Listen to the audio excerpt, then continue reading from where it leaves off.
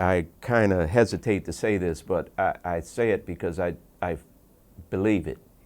And most of the great musicians I've been around believe it also. The term jazz is really a very negative word to most musicians, but it happens to be a very popular word in the public's eye. What song have you been working on lately?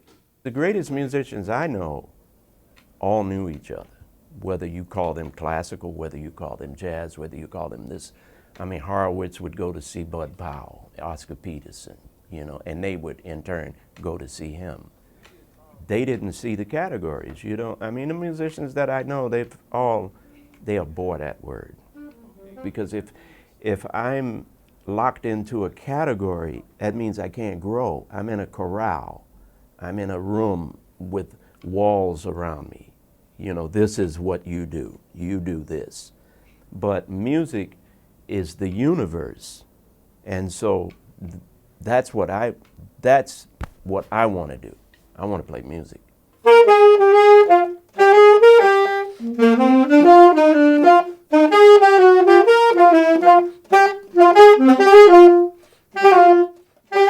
Charlie Parker drew me to the saxophone when I was 6 years old at my grandmother's house where my uncle lived. He had all these records and I would listen to these records. That was the highlight of my week, listening to these 78 records. And I heard this record one time and it just fascinated me to no end, and I'm still fascinated.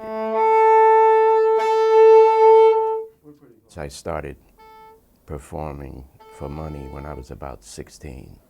But when I was about 23, I joined Max Roach and Abbey Lincoln Band. 1965, I joined Art Blakey and the Jazz Messengers with Lee Morgan, and I actually joined them from my father's club. My father had a nightclub in Baltimore, Maryland, and they were working there. Art Blakey and the Jazz Messengers were working there. My dad found out, I think he's looking for a saxophone player. The saxophone guy is going to leave.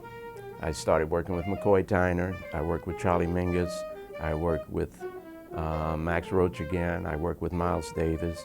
And then I started to work with other people like Phyllis Hyman, Chaka Khan, more pop-oriented, Donald Byrd, the Blackbirds, Gold Records, 2 Grammys.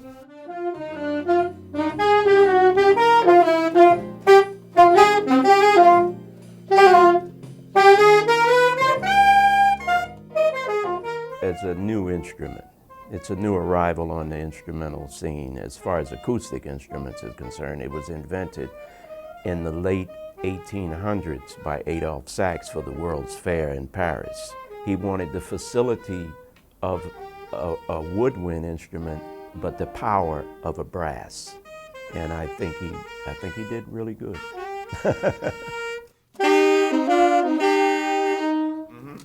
Now, that's good. We're playing the notes, but you want to play the inflections, and anybody can improvise. I can give you a saxophone and say improvise something.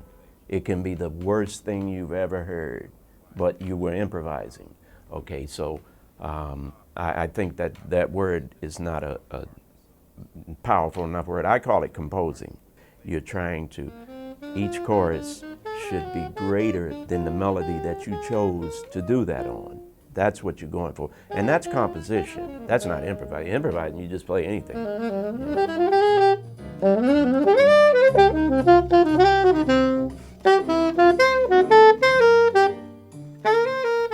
I would ask questions of my professors at Juilliard, and they didn't have a clue what I was talking about, because they were only, that's what I mean. If you're in a box, you know, they were in the classical box.